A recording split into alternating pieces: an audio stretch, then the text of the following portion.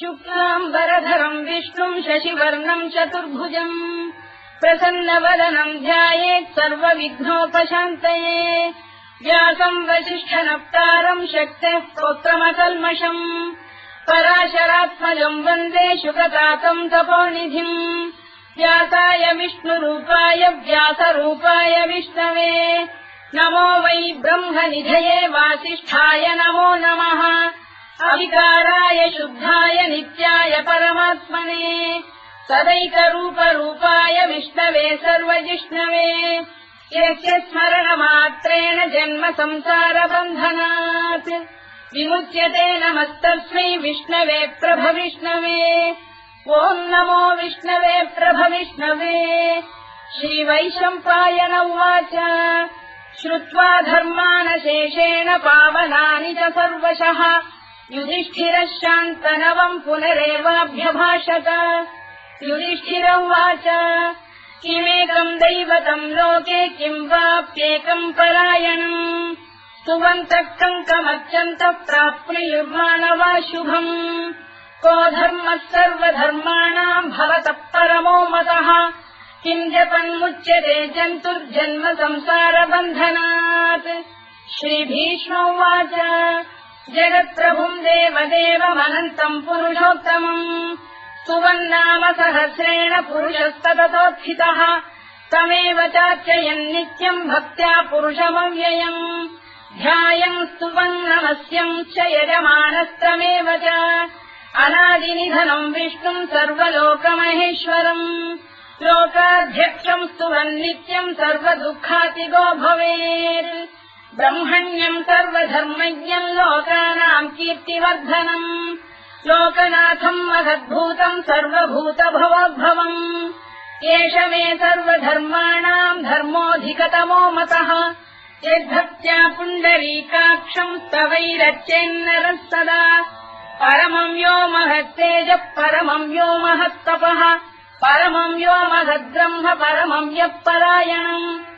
पवित्राणाम् पवित्रम् यो मङ्गलानाम् च मङ्गलम् दैवतम् देवतानाम् च भूतानाम् यो व्ययक्रिया यतः सर्वाणि भूतानि भवन्त्यादियुगागमे यस्मिंश्च प्रलयम् यान्ति पुनरेव युगक्षये तस्य लोकप्रधानस्य जगन्नाथस्य भूपते विष्णोर्नाम सहस्रम् मे शृणु पापभयापहम् यानि नामानि गौणानि विख्यातानि महात्मनः ऋषिभिः परिगीतानि तानि वक्ष्यामि भूतये ऋषिर्नाम्नाम् सहस्रस्य वेदव्यासो महामुनिः छन्दोऽनुष्टुप् तथा देवो भगवान् देवकीसुतः अमृताम् शुद्भवो बीजम् शक्तिर्देवकी नन्दनः कृतामाहृदयम् तस्य शान्त्यर्थे विनियुज्यते विष्णुम् जिष्णुम् महाविष्णुम् प्रभविष्णुम् महेश्वरम् अनेकरूपदैत्यान्तम् नमामि पुरुषोत्तमम् अस्य श्रीविष्णोर्दिव्यसहस्रनामस्तोत्रमहामन्त्रस्य श्रीवेदव्यासो भगवान् ऋषिः अनुष्टुप्छन्दः श्रीमहाविष्णुः परमात्मा श्रीमन्नारायणो देवता अमृतांशोद्भवो भानुरिति बीजम्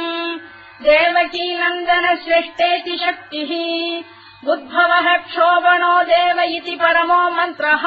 धर इत्यस्त्रम् रथाङ्गपाणिरक्षोभ्य इति नेत्रम् त्रिसामासामजः सामेति कवचम् आनन्दम् परब्रह्मेति योनिः ऋतुः सुदर्शनकाल इति दिग्बन्धः श्रीविश्वरूप इति ध्यानम्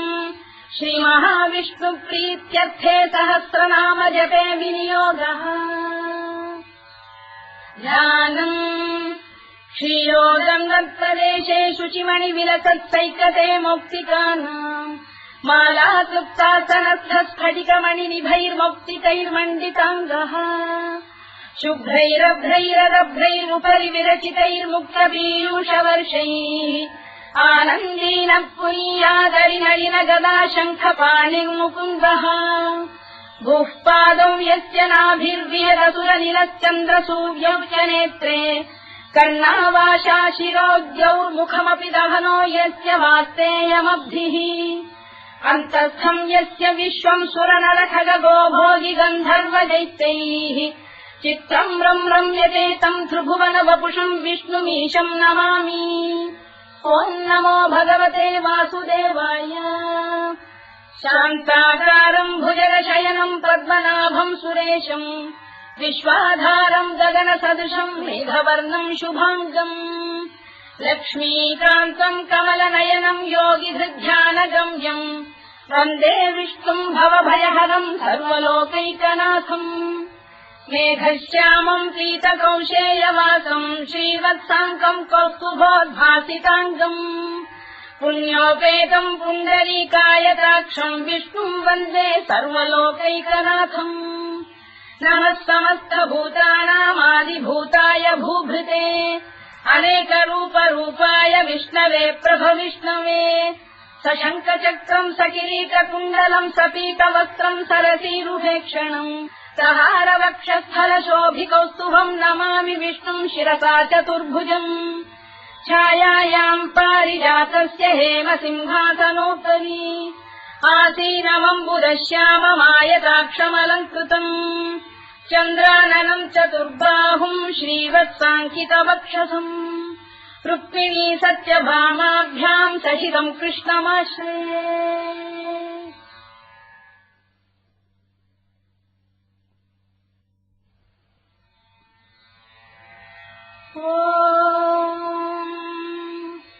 विश्वम् विष्णुर्वषत्कारो भूतभव्य भवत्प्रभुः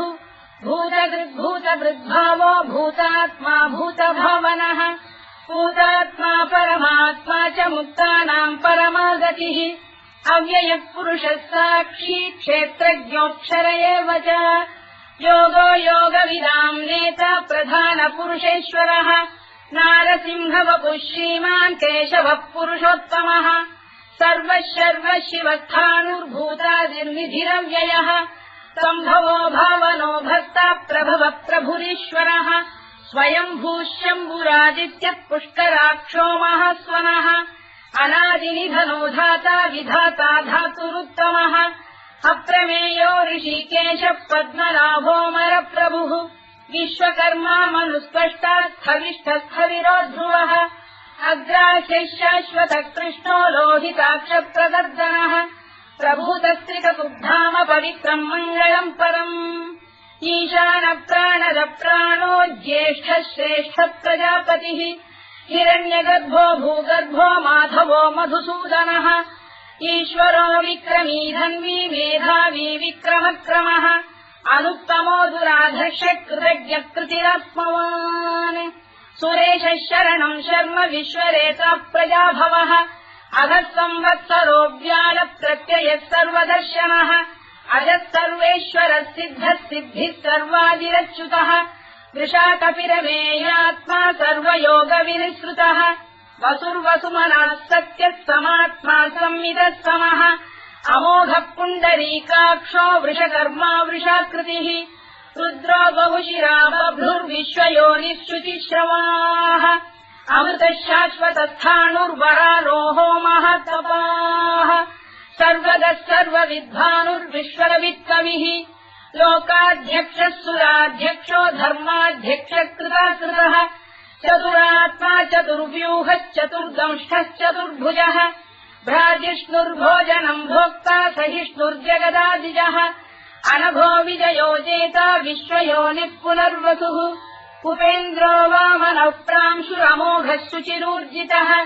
अतीन्द्रः सङ्ग्रहः सर्गो धृतात्मा नियमो यमः वेद्यो वैद्यः सदा योगी वीरः माधवो मधुः अतीन्द्रियो महामायो महोत्साहो महाबलः महाबुद्धिर्महावीर्यो महाशक्तिर्महाद्युतिः अनिर्देश्य वपुः श्रीमान् अमेयात्मा महाधृधृत् महेश्वासो महीभक्तः श्रीनिवासः सताङ्गतिः अनिरुद्धः सुरानन्दो गोविन्दो गोविदाम्पतिः मरीचिर्दमनो हंसः सुपर्णो भुजगोत्तमः हिरण्यनाभः सुतपाः पद्मनाभः प्रजापतिः अमृत्युः सर्वदृक्सिंहः सन्धाता सन्धिमान् स्थिरः अजो दुर्मर्षणः शास्ता विश्रुतात्मा सुरारिः गुरुर्गुरुतमो धाम सत्यः सत्यपराक्रमः निमिषो निमिषस्रग्वी वाचस्पतिरुदारधीः अग्रणी ग्रामणी श्रीमान् न्यायो नेता समीरणः सहस्रमूर्धा विश्वात्मा सहस्राक्षः सहस्रपात् आवर्तनो निवृत्तात्मा संवृतः सम्प्रमर्दनः अधः संवत्तको गन्धिरनिरोधरणीधरः सुप्रसादप्रसन्नात्मा विश्वधृत् विश्वभुग्विभुः सत्कर्ता सत्कृतः साधुर्जह्नुर्नारायणो नरः असङ्ख्येयोऽप्रमेयात्मा विशिष्टः शिष्टकृच्छुचिः सिद्धार्थः सिद्धसङ्कल्पः सिद्धिदः सिद्धिसाधनः वृषाही वृषभो विष्णुर्वृषपर्वा वृषोदरः वर्धनो वर्धमानश्च विविक्तः श्रुतिसागरः सुभुजो दुर्धरो वाग्मी महेन्द्रो वसुदो वसुः नैकरूपो बृहद्रूपः शिपिविष्टप्रकाशनः ओजस्तेजोद्युतिधरः प्रकाशात्मा प्रतापनः वृद्धः स्पष्टाक्षरो मन्त्रश्चन्द्रांशुर्भास्करद्युतिः अमृतांशुद्भवो भानुः शशबिन्दुः सुरेश्वरः औषधम् जगतः सेतुः सत्यधर्मपराक्रमः भूतभव्यभवन्नाथः पवनः पावनो नलः कामः कामकृत्कान्तः कामः कामप्रदप्रभुः युगादिकृद्युगावर्तो नैकमायो महाशनः अदृश्यो व्यक्तरूपश्च सहस्रजिदनन्तजित् इष्टो विशिष्टः शिष्टेष्टः शिखण्डी नभुषो वृषः क्रोधः क्रोधकृत्कर्ता विश्वबाहुर्महीधरः अच्युतः प्रतिथः प्राणः प्राणदो वासवानुजः अपाम् निधिरधिष्ठानमप्रमत्तप्रतिष्ठितः स्कन्दः स्कन्दधरो धुर्यो वरदो वायुवाहनः वासुदेवो बृहद्भानुरादिदेवः पुरन्दरः अशोकस्तारणस्तारः शूरः शौरिर्जनेश्वरः अनुकूलश्च तावर्तः पद्मी पद्मनिभेक्षणः पद्मनाभोरविन्दाक्षः पद्मगर्भः शरीरभृत् महर्भिर्वृद्धो वृद्धात्मा महाक्षो गरुडध्वजः अतुलः शरभो भीमः समयज्ञो हविर्हरिः सर्वलक्षणलक्षण्यो लक्ष्मीवान् समितिञ्जयः विक्षरो रोहितो मार्गो हेतुर्दामोदरः सः महीधरो महाभागो वेगवानमिदाशनः उद्भवः क्षोभणो देवः श्रीगर्भः परमेश्वरः करणम् कारणम् कर्ता विकर्ता गहनो गुहः व्यवसायो व्यवस्थानः संस्थानस्थानदो ध्रुवः परधिः परमस्पष्टः तुष्टः पुष्टः शुभेक्षणः रामो विरामो विरतो मार्गो नेयोनयोनयः वीरः शक्तिमताम् श्रेष्ठो धर्मो धर्मविदुत्तमः वैकुण्ठः पुरुषः प्राणः प्राणदः प्रणवपृतुः हिरण्यगर्भः शत्रुघ्नो व्याप्तो वायुरधोक्षजः ऋतुः सुदर्शनः कालः परमेष्ठी परिग्रहः उग्रः संवत्सरो दक्षो विश्रामो विश्वदक्षिणः विस्तारस्थावरस्थाणुप्रमाणम् बीजमव्ययम् अर्थोऽनर्थो महाकोशो महाभोगो महाधनः अनिर्विण्णस्थविष्ठो भूर्धर्मयूपो महामखः नक्षत्रनेमिर्नक्षत्री क्षमः क्षामः समीहनः यज्ञयुज्यो महेज्यश्च क्रतुः सत्रम् सदाम् गतिः सर्वदर्शी विमुक्तात्मा सर्वज्ञोद्यानमुत्तमम् सुव्रतः सुमुखः सूक्ष्मः सुघोषः सुखदः सुहृत् मनोहरोजितक्रोधो वीरबाहुर्विदारणः स्वापनः स्ववशो व्यापी नैतात्मानैककर्मकृत् वत्सरो वत्सलो वत्सी रत्नगर्भोधनेश्वरः धर्मकुद्धर्मकृद्धर्मी सदसक्षरमक्षरम् अविज्ञाता सहस्रांशुर्विधाता कृतलक्षणः गभस्तिरेविस्तत्तः सिंहो भूतमहेश्वरः आदिदेवो महादेवो देवेशो देवभृद्गुरुः उत्तरो गोपतिर्गोप्ता ज्ञानः सोमपो मृतपः सोमः पुरुजिः पुरुषोत्तमः विनयो जयः सत्यसन्धो दाशार्हः सात्वताम् पतिः जीवो विनयिता साक्षी मुकुन्दो मितविक्रमः अम्भो निधिरनन्तात्मा महोदधिशयोऽन्तकः अजो महार्घः स्वाभाव्यो जिता मित्रप्रमोदनः आनन्दो नन्दनो नन्द सत्यधर्मा त्रिविक्रमः महर्षिः कपिलाचार्य कृतज्ञो मेदिनीपतिः त्रिदशाध्यक्षो महाशृङ्गकृतान्तकृत् महावराहो गोविन्दः सुषेणः कनकाङ्गनी गुह्यो गभीरो गहनो गुप्तश्चक्रगदाधरः मेधास्वाङ्गोजितकृष्णो दृढः सङ्कर्षणोच्युतः वरुणो वारुणो वृक्षपुष्कराक्षो महामनाः भगवान् बलहानन्दी वनमाली हलायुधः आदित्यो ज्योतिरादित्यः सहिष्णुर्गतिसत्तमः सुधन्वाखण्डपरशुद्धारुणोद्रविणप्रदः दिवस्कृत् सर्वदृत्यासो वाचस्पतिरयो निजः कृतामासामगस्साम निर्वाणम् भेषजम् भिषज सन्न्यासवृक्षमशान्तो निष्ठा शान्तिः परायणम् शुभाङ्गः शान्तिदश्रेष्टा कुमुदः कुवलेशयः गोहितो गोपदैर्गोप्ता वृषभाक्षो वृषप्रियः अनिवर्ती निवृत्तात्मा संक्षेप्ताक्षेमकृत् शिवः श्रीवत्सवक्षः श्रीवासः श्रीपतिः श्रीमताम्बरः श्रीधः श्रीधः श्रीनिवासः श्रीनिधिः श्रीविभावनः श्रीधर श्रीकर श्रेयः श्रीमान् लोकत्रयाश्रयः स्वक्षस्वङ्गः शतानन्दो नन्दिर्ज्योतिर्गणेश्वरः विदितात्मा विधेयात्मा तत्कीर्तिच्छिन्न संशयः उदीर्णः सर्वतश्चक्षुरनीशः शाश्वतस्थिरः भूषयो भूषणो भूतिर्विशोकः शोकनाशनः अर्चिष्मानर्चितः कुम्भो विशुद्धात्मा विशोधनः अनिरुद्धो प्रतिरथ प्रद्युम्नोमितविक्रमः कालनेमिनिः वीरः शौरिः शूरजनेश्वरः त्रिलोकात्मा त्रिलोकेशः केशवः केशिहा हरिः कामदेवः कामपालः कामी कान्तकृतागमः अनिर्देश्य वपुर्विष्णुर्वीरोऽनन्तो धनञ्जयः ब्रह्मण्यो ब्रह्मकृद्ब्रह्मा ब्रह्म ब्रह्मनिवर्धनः ब्रह्मविद्ब्राह्मणो ब्रह्मी ब्रह्मज्ञो ब्राह्मणप्रियः महाक्रमो महाकर्मा महातेजा महोरगः महाक्रतुर्महायज्वा महायज्ञो महाहविः स्तव्यस्तव प्रियस्तोत्रम् स्तुतिस्तोतारणप्रियः पूर्णः पूरयिता पुण्यः पुण्यकीर्तिरनामयः मनोजवस्तीर्थकरो वसुरेता वसुप्रदः वसुप्रदो वासुदेवो वसुर्वसुमनाहविः सद्गतिः सत्कृतिः सत्ता सद्भूतिः सत्परायणः शूरसेनो यदुश्रेष्ठः सन्निवासः सुयामुनः भूतावासो वासुदेवः सर्वासु निलयो नलः दत्तः दत्पदो दृप्तो दुर्धरोऽथापराजितः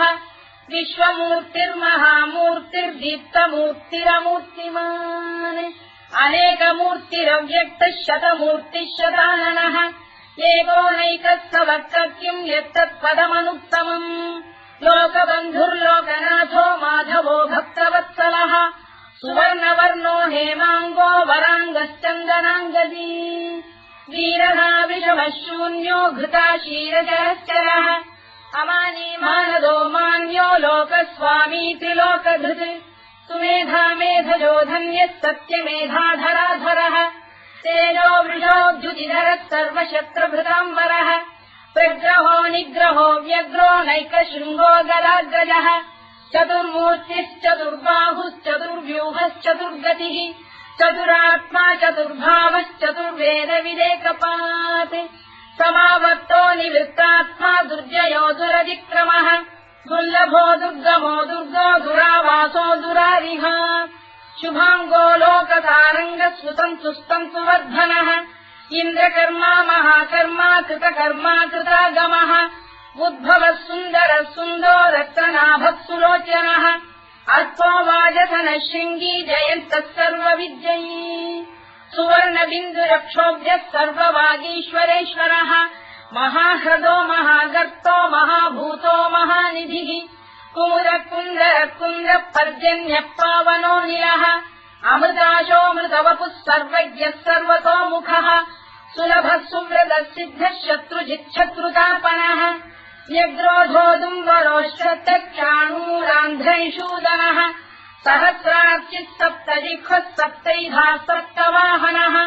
अमूर्तिरनघोचिन्त्यो भयगृद्भयनाशनः अणुबृहत्कृशस्थूलो गुणभृन्निर्गुणो महान् अधृतस्वधृतस्वास्य प्राग्वंशो वंशवर्धनः भारभृत्कथितो योगी योगीशः सर्वकामदः आश्रमश्रवणः क्षामः सुपर्णो वायुवाहनः धनुर्धरो धनुर्वेदो दण्डो दमयिता दमः अपराजितः सर्वसहो नियन्ता नियमो यमः सत्त्ववान् सात्विकः सत्यः सत्यधर्मपरायणः अभिप्रायप्रियार्होः प्रियकृत्प्रीतिवर्धनः विधायतगतिर्ज्योतिः सुरुचित्कुतभुक्विभुः रविर्विरोचनः सूर्यः कवितारविलोचनः अनन्तो हुतबुद्भोक्ता सुखदो नैकजोऽग्रजः अनिर्विण्णः सदामर्षी लोकाधिष्ठानमद्भुतः सनातनतमः कपिलः कपिरव्ययः स्वस्तिदः स्वस्तिकृत् स्वस्ति स्वस्तिभुक् स्वस्ति दक्षिणः अरौद्रः कुण्डलीचक्री विक्रम्यूर्जितशासनः शब्दातिकः शब्दसः शिशिरः शर्वरीकरः अक्रूरप्रेषलो दक्षो दक्षिणः क्षमिणाम्बरः विद्वत्तमो वीतभयः पुण्यश्रवणकीर्तनः उत्तारणो दुष्कृतिः पुण्यो दुःस्वप्ननाशनः वीरः रक्षणः सन्तो जीवनः पर्यवस्थितः अनन्तरूपोऽनन्तश्रीर्जितमन्युर्भयापहः चतुरश्रो गभीरात्मा विदिशो व्यादिशो दिशः अनाधिर्भूर्भुवो लक्ष्मी सुवीरो रुचिराङ्गदः जननो जनजन्मादिर्भीमो भीमपराक्रमः आधारनिलयो धाता पुष्पहासप्रजागरः ऊर्ध्वरः सत्त्वथाचार प्राणः प्रणवप्रणः प्रमाणम् प्राणनिलय प्राणभृत्प्राणजीवनः तत्त्वम् तत्त्वविदेकात्मा जन्ममृत्युजरातिगः भूर्भुवः स्वस्तरुस्तारः सविता प्रपितामहः यज्ञो यज्ञपतिर्यज्वा यज्ञाङ्गो यज्ञवाहनः यज्ञभृद्यज्ञकृद्यज्ञी यज्ञभुक्यज्ञसाधनः यज्ञान्तकृद्यज्ञगुह्यमन्नमन्नाद एव च आत्मयोनिः स्वयम् जातो वैखानः सामगायनः देवकीनन्दनः स्रष्टा क्षितीशः पापनाशनः शङ्खबृन्नन्दकी चक्रीशाङ्गधन्वा गदाधरः तथाङ्गपाणिरक्षोभ्यः सर्वप्रहरणायुधः सर्वप्रहरणायुध ओम् नम इति परमाली गरीशाङ्गी शङ्खी चक्री च नन्दकी श्रीमान्नारायणो विष्णुर्वासुदेवोऽभिरक्षतु वनमाली गरीशाङ्गी शङ्खी चक्री च नन्दकी श्रीमान्नारायणो विष्णुर्वासुदेवोऽभिरक्षतु वनमाली गरीशाङ्गी शङ्खी चक्री च नन्दकी श्रीमान्नारायणो विष्णुर्वासुदेवोऽभिरक्षतु इतीदम् कीर्तनीयस्य केशवस्य महात्मनः नाम्नाम् सहस्रम् दिव्यानामशेषेण प्रकीर्तितम् य इदम् शृणुयाम् नित्यम् यश्चापि परिकीर्तयेत् नाशुभम् प्राप्नुयात् किञ्चित् सोमुत्रेह च मानवः वेदान्तको ब्राह्मणस्य क्षत्रियो विजयी भवेत् वैश्यो धनसमृद्धस्य क्षुद्रः सुखमवाप्नुयात् धर्मार्थी प्राप्नुयात् धर्ममर्थार्थी चार्थमाप्नुयात् कामानवाप्नुयात् कामी प्रजार्थी चाप्नुयात् प्रजाम् भक्तिमान् यः सदोत्थाय शुचिस्तद्धतमानसः सहस्रम् वासुदेवस्य नाम्नामेतत्र कीर्तयेत् यशः प्राप्नोति विपुलम् याति प्राधान्यमेव च अचलाम् श्रियमाप्नोति श्रेयः प्राप्नोत्यनुत्तमम् न भयम् क्वचिदाप्नोति वीर्यम् तेजश्च विन्दति भवत्य रोगोद्युतिमान् बलरूपगुणान्वितः रोगात्तो मुच्यते रोगात् बद्धो मुच्येत बन्धनात् भयान्मुच्येत भीतस्तु मुच्येतापन्न आपदः दुर्गाण्यतितरस्याशु पुरुषः पुरुषोत्तमम् सुवन्नाम सहस्रेण नित्यम् भक्तिसमन्वितः वासुदेवाश्रयो मर्त्यो वासुदेवपरायणः सर्वपापविशुद्धात्मा याति ब्रह्म सनातनम् न वासुदेव भक्तानामशुभम् विद्यते क्वचित् जन्म मृत्युजरा व्याधि भयम् नैवोपजायते इमम् स्तवमधीयानः श्रद्धा भक्ति समन्वितः युज्येतात्मसु कक्षान्ति श्रीधृति स्मृति कीर्तिभिः न क्रोधो न च मात्सर्यम् न लोभो न शुभामतिः भवन्ति कृतपुण्यानाम् भक्तानाम् पुरुषोत्तमे द्यौस्तचन्द्रास्तनक्षत्राखम् दिशो भूर्महोदधिः वासुदेवस्य वीर्येण विधृतानि महात्मनः ससुरासुरगन्धर्वम् स यक्षोरगराक्षसम् जगत्वशे वत्ततेदम् कृष्णस्य सचराचरम् इन्द्रियाणि मनो बुद्धिः सत्त्वम् तेजोबलम् धृतिः वासुदेवात्मकान्याहुः क्षेत्रम् क्षेत्रज्ञ एव च सर्वागमानामाचार प्रथमम् परिकल्पते आचारप्रभवो धर्मो धर्मस्य प्रभुरच्युतः ऋषयपितरो देवा महाभूतानि धातवः जङ्गमा जङ्गमम् चेदम् जगन्नारायणोद्भवम् योगो ज्ञानम् तथा साङ्ख्यम् विद्या शिल्पादिकर्म च वेदाः शास्त्राणि विज्ञानमेतत् सर्वम् जनार्दनात् एको विष्णुर्महद्भूतम् पृथग्भूतान्यनेकशः त्रीन् लोकान् व्याप्य भूतात्मा भुङ्क्ते विश्वभुवव्ययः इमम् स्तवम् भगवतो विष्णो व्यासेन कीर्तितम्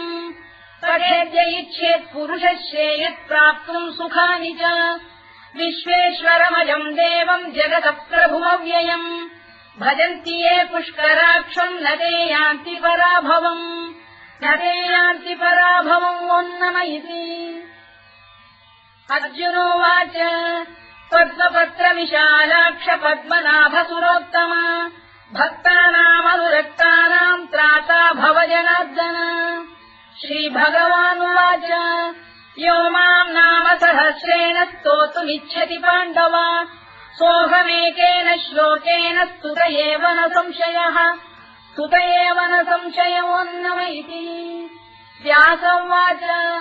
वासनाद्वासुदेवस्य वासितम् भुवनत्रयम् सर्वभूतनिवासोऽसि वासुदेव नमोऽस्तु ते वासुदेव नमोऽस्तु ओन्नम इति पार्वत्युवाच केनोपायेन लघुना विष्णोर्नाम सहस्रकम् पठ्यते पण्डितैर्नित्यम् श्रोतुमिच्छाम्यहम् प्रभो ईश्वरोवाच श्रीराम राम रामेति रमे रामे मनोरमे सहस्रनाम तत्तुल्यम् राम नाम वरानने श्रीराम राम रामेति रमे रामे मनोरमे सहस्रनाम तत्तुल्यम् राम नाम वरानने श्रीराम राम रामेति रमे रामे मनोरमे सहस्रनाम तत्तुल्यम् राम नाम वरानने राम नाम वराननमोन्नम इति ब्रह्मोवाच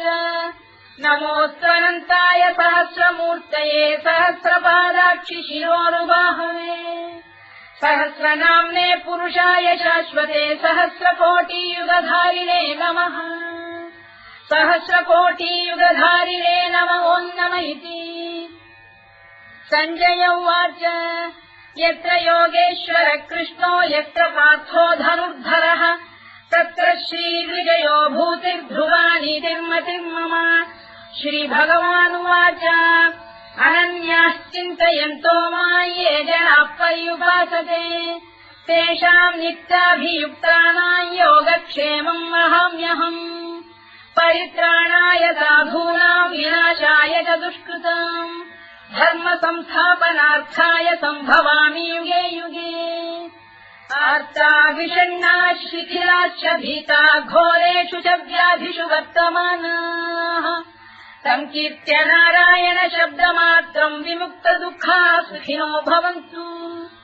कायेन वाचा मनसेन्द्रियैर्वा बुद्ध्यात्मना वा प्रकृते स्वभावात् करोमि यद्यत् सकलम् परस्मै नारायणायेति समर्पयामि।